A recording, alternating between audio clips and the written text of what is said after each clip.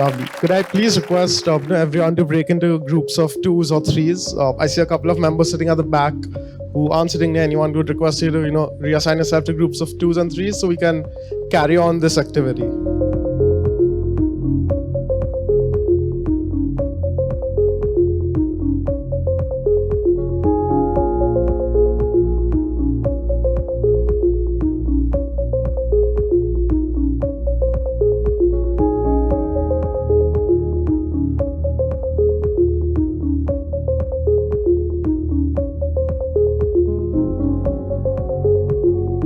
Guys, are we close to sharing our experiences and continuing on with the session? Alana, would you like to hear a couple of the discussions, a couple of the experiences that people are still sharing? I would love to. I'd love to invite a few voices in for people to share with us what that impact was and what became possible in their life because of that. I'd love to hear that. Lovely. Would anyone like to start? So Alana, thank you for the opportunity to share.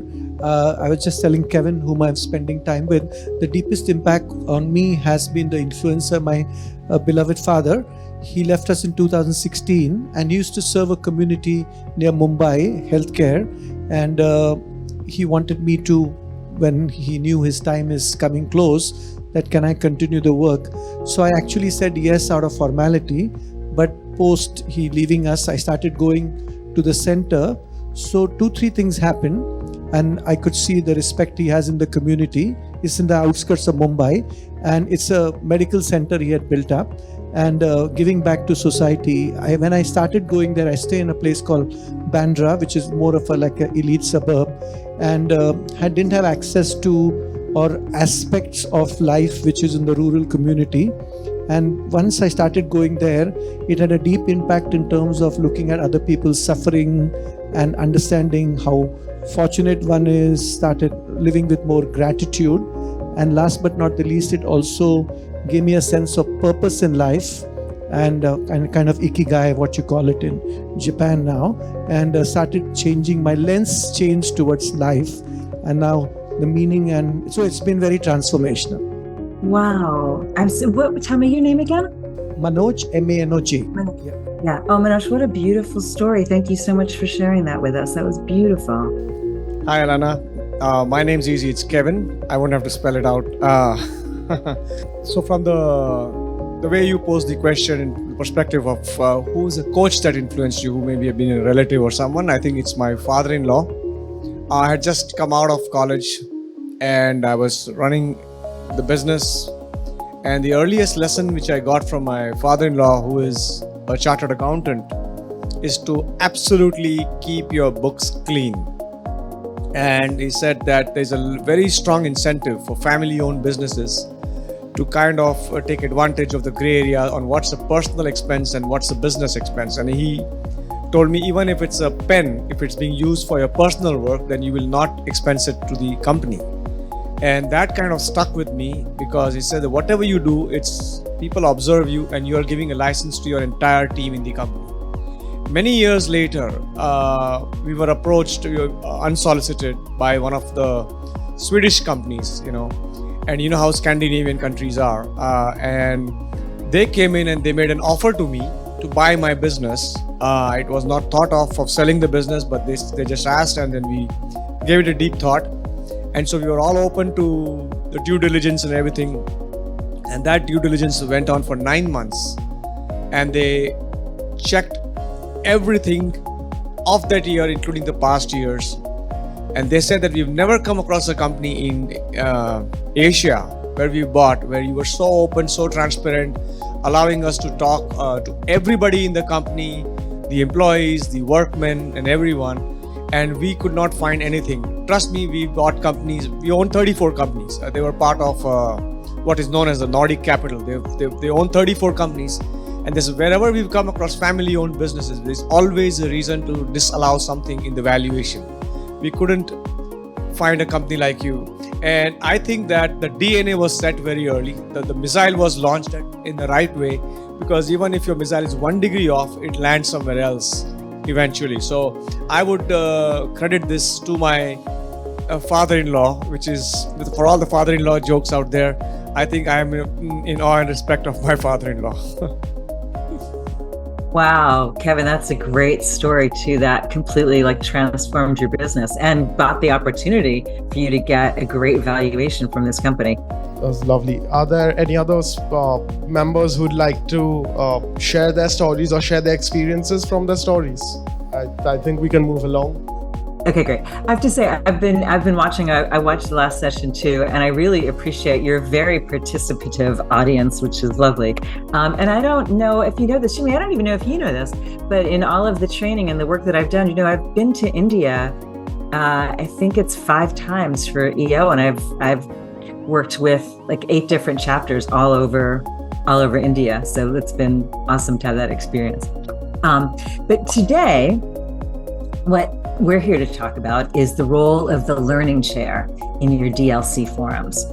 And it's one of the key factors that sets DLC apart, right? From all the other forums, and these are all fantastic, but Jimmy's focus on having a learning chair within each forum, I think is really special. And you may be wondering, why do we need a learning chair to guide our forum? We're smart. Can't we just figure it out? Well, Michael Jordan, considered the greatest basketball player of all time, had multiple trainers that he worked with regularly to constantly refine his craft and improve his game.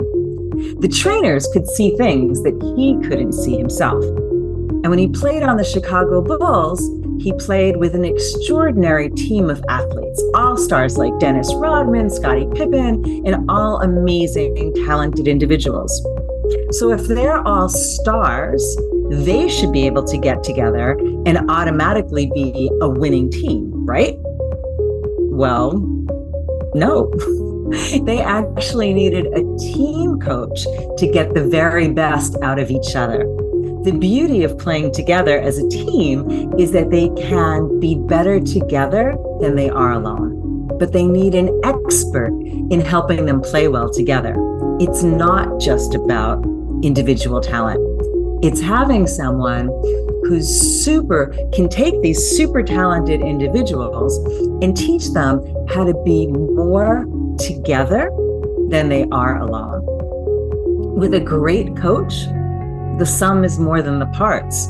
That's how you get 1 + 1 = 4 and not 2. And that's why when Phil Jackson came in, he turned the Bulls into the greatest team in history. And this is why team owners invest millions of dollars to hire the best team coaches, to coach the best players so they have the greatest chance of winning together. They see the results pay off. The players can't do it themselves, no matter how great they are. And of course, it isn't only athletes. Bill Gates opened one of his TED Talks saying that everyone needs a coach. And Eric Schmidt, the former chairman of Alphabet and Google, has famously talked about every top CEO needing a coach. And as in sports, along with individual coaching, the best teams have a team coach as well. Back some years ago in the New York chapter in EO, I was asked to start a new forum. And I said I'd be happy to, but I do forum training all the time and I work with leadership teams and I do coaching. I said, I don't want to run the forum. I don't want to be moderator. I just want a place where I can participate. And since I was the one doing all the forum trainings, I could pick the people who I saw really shine in the training, right? The people who paid the most attention and really got it. This will be great, I thought. I get to sit back and they'll do all the work of planning the agenda, running the meeting, checking the procedures, just like we went over in training. And so we had our first meeting 2 months later.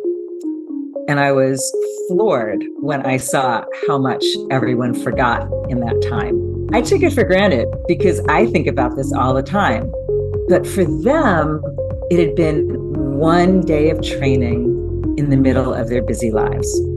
And even though they had paid full attention and had the best intentions, it was just too much to take in, to understand enough to be able to put it into practice, right? They were scrambling through their notes, trying to find their forms, and they were so concerned just with the how-to that all of that forum mindset work that we had done, well, that was a major challenge as well. You're going to have the great privilege of hearing a dear friend of mine speak next. Mo Fathelbob is the man who inspired me to become a forum trainer back when he did my initial forum training in February of 1996. I was 5, if you're doing the math. But then Mo encouraged me also to apply for certification in 2007. So safe to say, the man has been around forum for a long time and literally wrote a book about it. And Mo shared with me that he had an experience where even his own forum struggled. And yes, he said it's totally fine to share the story with you. He said they had their initial training and they were left to swim on their own. And they thought they knew what they were doing. But as time went on and as their first year went on, they just forgot more and became more and more uncertain about what to do and how to do things.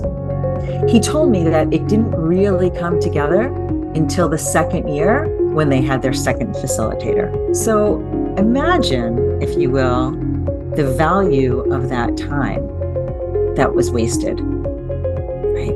And think about the dollar value of that time. If you've never done this exercise, this might be enlightening for you.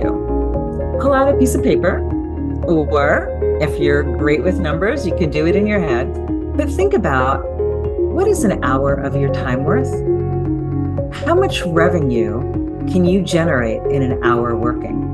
Now, once you've got that number, multiply that by 4 for the 4 hours that you're in a forum meeting. And once you've got that number, now multiply that by 8 for about 8 members in your forum. It gets to be quite a big number, doesn't it? So the question is, do you want to risk wasting that? Or do you want to have a forum expert who helps guide you to get the highest value out of every meeting? And that's what Jimmy's ensuring with the learning chairs for the DLC forums. A couple of months ago, I worked with a forum on their retreat. Lovely group, and I've worked with them on their retreat 3 times in the past few years. And every time we work together, they tell me it's super impactful, they go really deep, and they get super high value out of the session. But I notice when they call me back that they've slipped back to where they've started, right?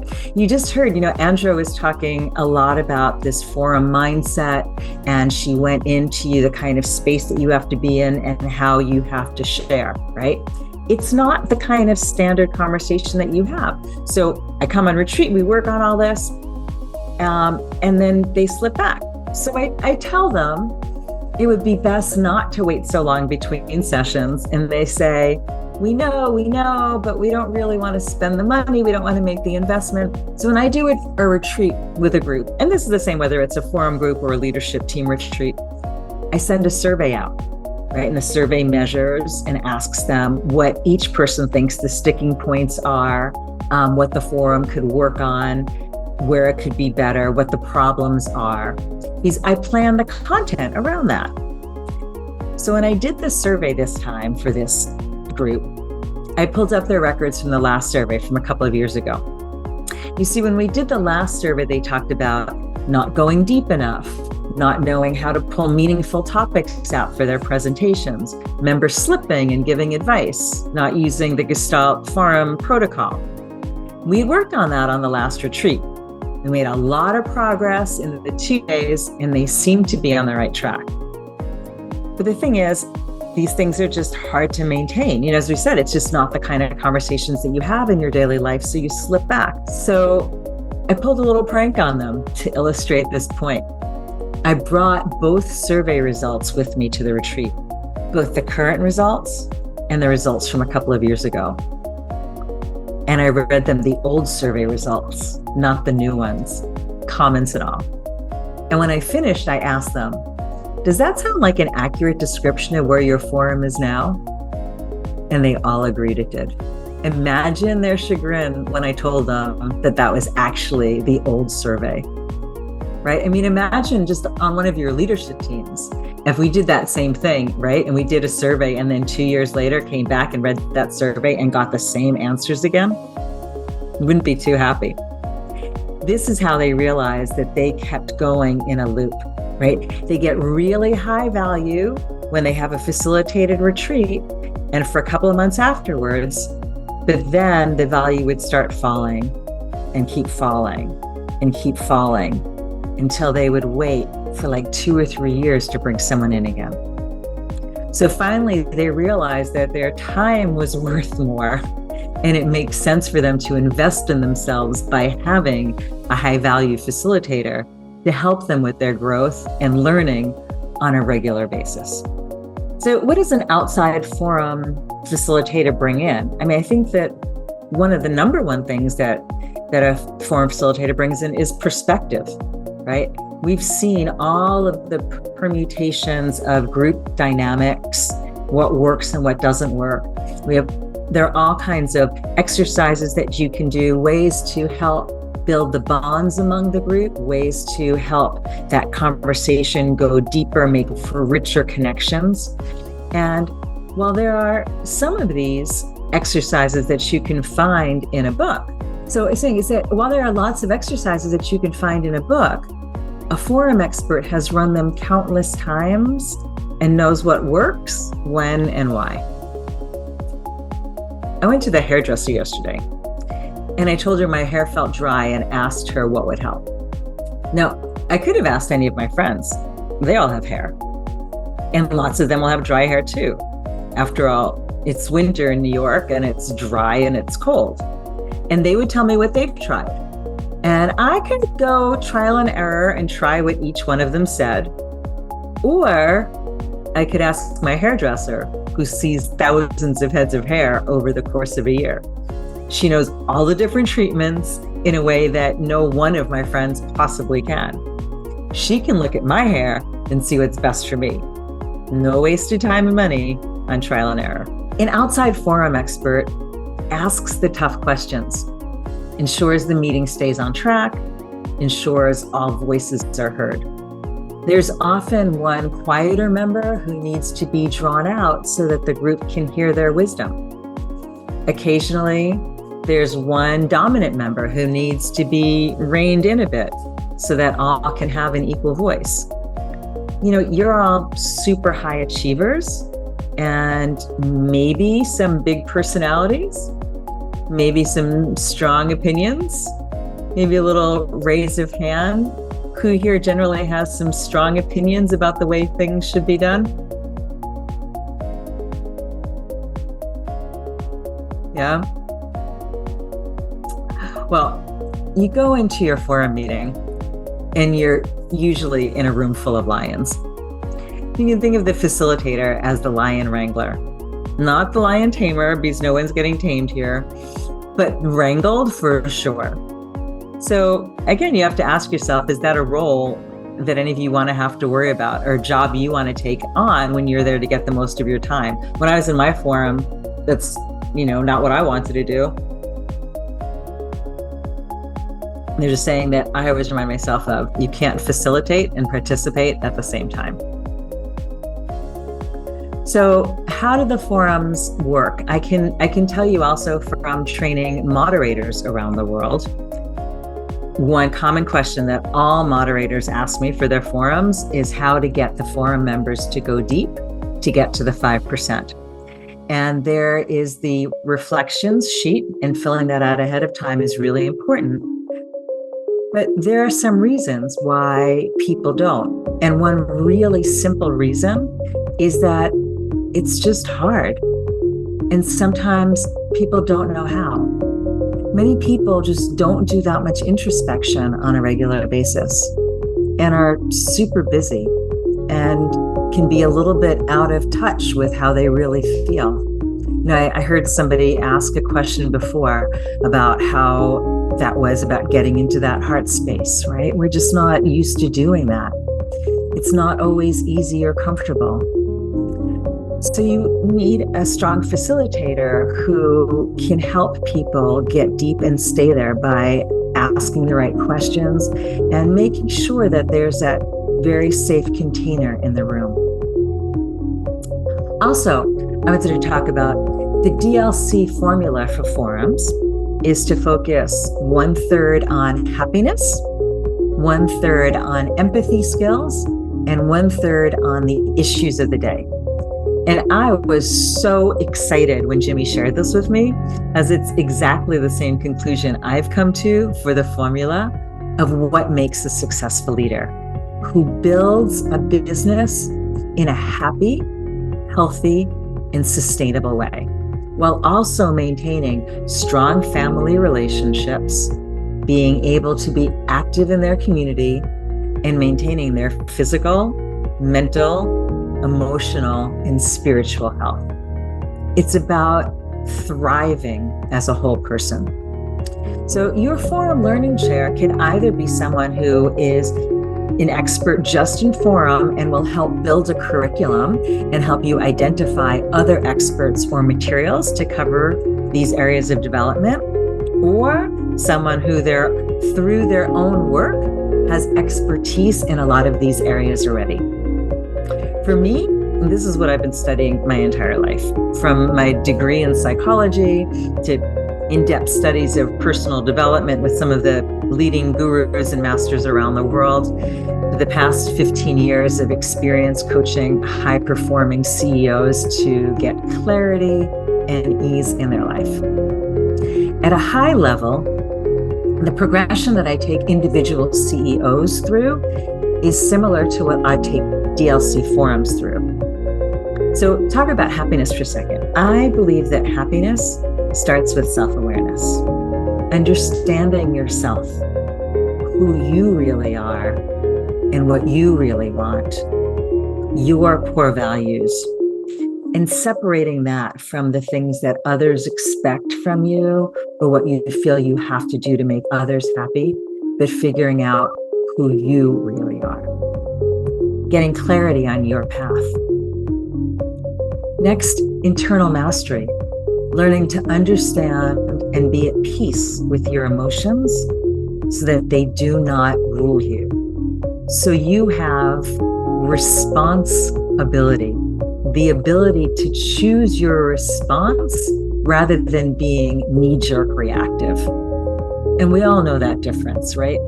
We know when we don't have control and when we snap and maybe say something that we wish we hadn't, or speak to somebody in a tone that we wish we hadn't, right? That's when we have lost control of our emotions in that moment. So how does this tie to happiness, right?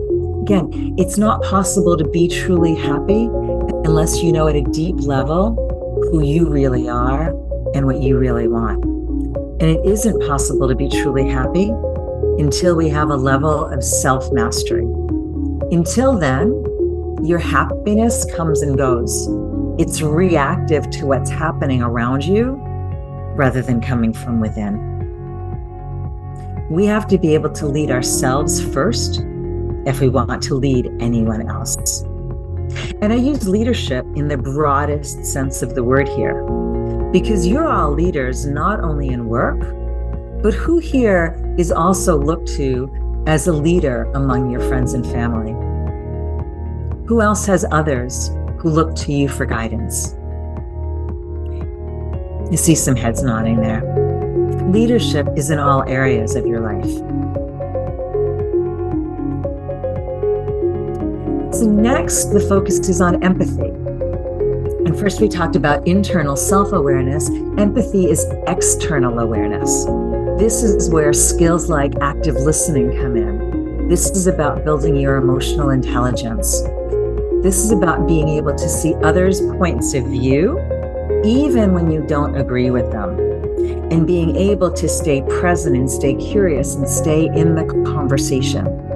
It's also about understanding the impact that we have on others and how they see us.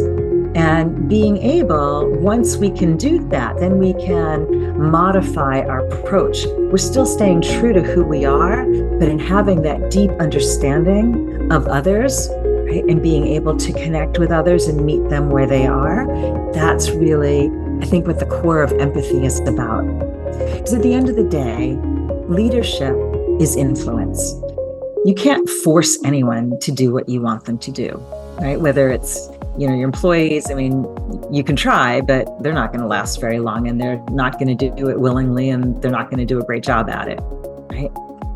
But what you can really do is you can inspire people and you can influence them. And if we want to lead and to influence others, all of these skills of empathy are mandatory leadership skills. So I have various learning modules and personality assessments that we use to help us get a clearer picture here. And then next, we move on to relational dynamics.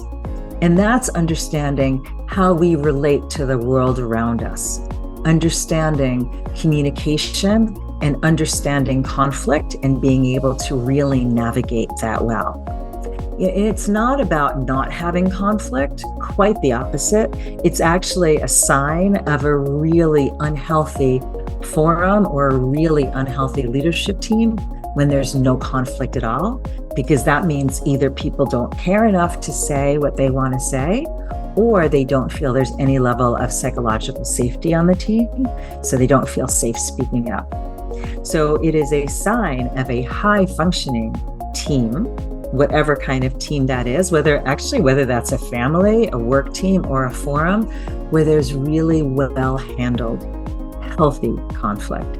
So learning relational dynamics is key for that. It's crucial to be able to build teams and build a culture and a company that scales. And it will also make your life at home infinitely smoother and happier, having a huge impact on your family. I can't tell you how many times I have heard that this work has completely turned around marriages or helped repair family rifts. Right? I always say there's nothing that we do in forum that pertains only to forum.